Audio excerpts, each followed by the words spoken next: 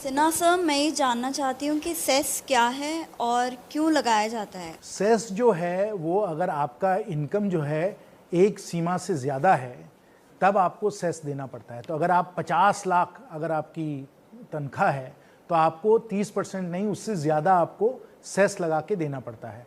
आपका 1 करोड़ से ज़्यादा है तो आपका सेस जो है और भी बढ़ जाता है। अगर 5 करोड़ से ज़्यादा है तो आपको सेस और भी देना हो जाता है।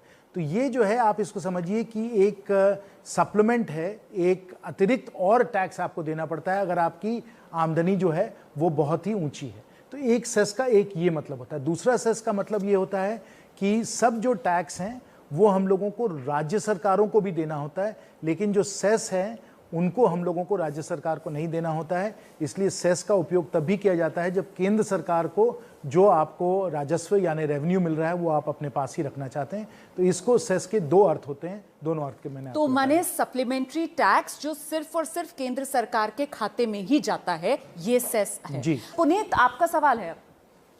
सिन्हा सर, ये डिसइन्वेस्टमेंट शब्द बहुत सुनने में आ रहा है, ये होता क्या है और इसके फायदे क्या है, इसके बारे में थोड़ा बताइए। जी, डिसइन्वेस्टमेंट जी, मैंने आपको पहले ही बताया कि सरकार के कमाई के कुछ स्रोत होते हैं। एक तो टैक्स हुआ, टैक्स पे हम लोगों की लंबी चर्चा हुई। एक और जो है वो है जो हम लोग जब डिसइन्वेस्टमेंट करते हैं, और डिसइन्वेस्टमेंट के दो तरीके हैं। अगर आप समझना चाहें तो दो तरीके हैं। एक ये है कि हम लोग जो हमारे पब्लिक सेक्टर एंटरप्राइजेज हैं, जैसे एनटीपीसी को ले लीजिए। एनटीपीसी देश की सबसे बड़ी जो है पावर जनरेशन कंपनी है वो, और एसबीआई देश की सबसे बड़ी जो है ये बैंक है। इनका जो है शेयर, वो शेयर बाजार में लिस्टेड है, शेयर बाजार में उनकी ट्रेडिंग होती है, और सरकार जो है उसका 50%, 60%, 70% उसके मालिक है।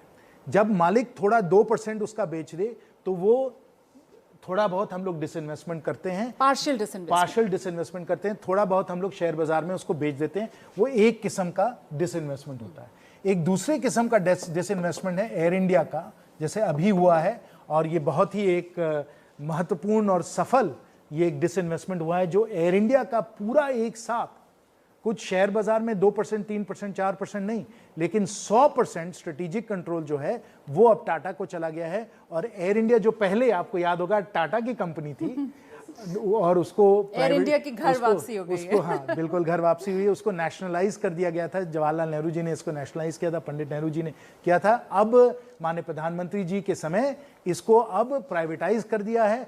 100% जो है इसका डिसइन्वेस्टमेंट होकर टाटा के पास चला गया है। तो डिसइन्वेस्टमेंट के भी दो तरीके होते हैं।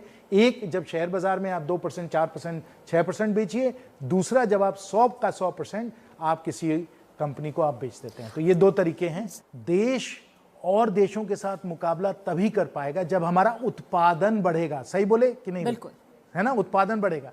देखिए, सरकार हर चीज को नहीं कर सकती है।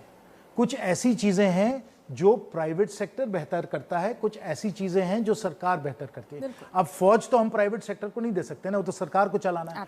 पुलिस जो है वो भी सरकार को चलाना है, कानून जो है वो भी सरकार को चलाना है। तो जो कुछ पब्लिक गुड्स होते हैं, जो सार्वजनिक तौर पे जो काम करने होते हैं, पब्लिक गुड्स, सार्वजनिक जो चीजें हैं, वो सरकार को करना होता है। जो प्राइवेट गुड्स हैं, यानी जो निजी वस्तुएं हैं, जो निजी वस्तुएं, प्राइवेट गुड्स, चाहे वो फोन हो गया, चाहे वो बैंक हो गया, चाहे वो एयरलाइन हो गई, इन सब चीजों में उत्पादन बढ़ाने के लिए, टेक्नोलॉजी और इनोवेशन के उपयोग को करने के लिए, कंपेटिटिवनेस को बढ़ाने के लिए, मैनेजमेंट एक्सेलेंस को बढ़ाने के लिए हम लोगों ने क्या देखा है कि प्राइवेट सेक्टर उसको सरकार से ज्यादा बेहतर कर सकती है। तो अगर हमारा लक्ष्य है उत्पादन, बिल्कुल, तो ज्यादा उत्पादन कुछ चीजों में, जो सार्वजनिक चीज नहीं, जो निजी चीज है, उसमें प्राइवेट सेक्टर है बेहतर कि सरकार है बेहतर, वो आप ही जानते हैं।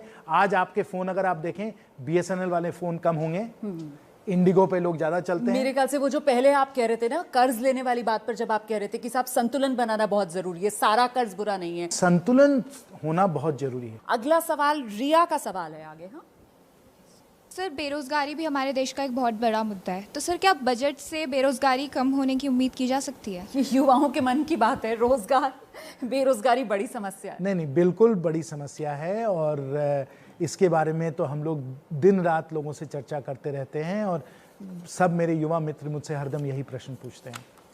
देखिए, मैंने पहले ही आपको बताया कि सरकार के पास असीम साधन नहीं है। मैंने बताया ना कि सरकार जो है वो घाटे में चल रही है, 15 लाख करोड़ का घाटा है। तो ऐसा नहीं है कि सरकार एक जादू की छड़ी से रोजगार का सृजन कर सकती है, नहीं कर सकती है। और ये भी आप लोग समझ लीजिए कि ज़्यादा रोजगार का सृजन सरकार में नहीं, वो प्राइवेट सेक्टर में होता है।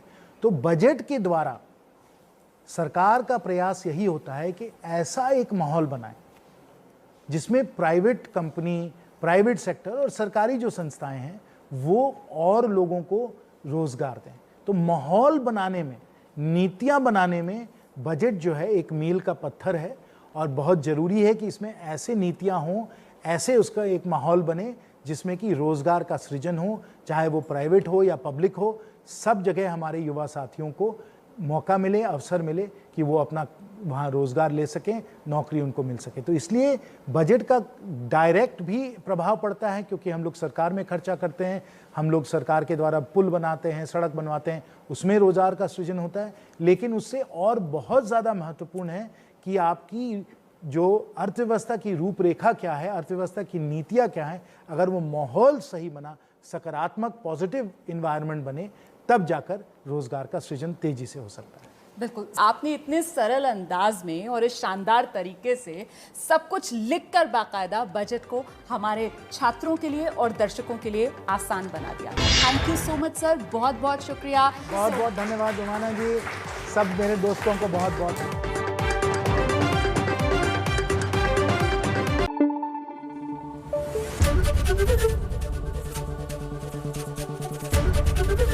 एबीपी न्यूज आपको रखे आगे।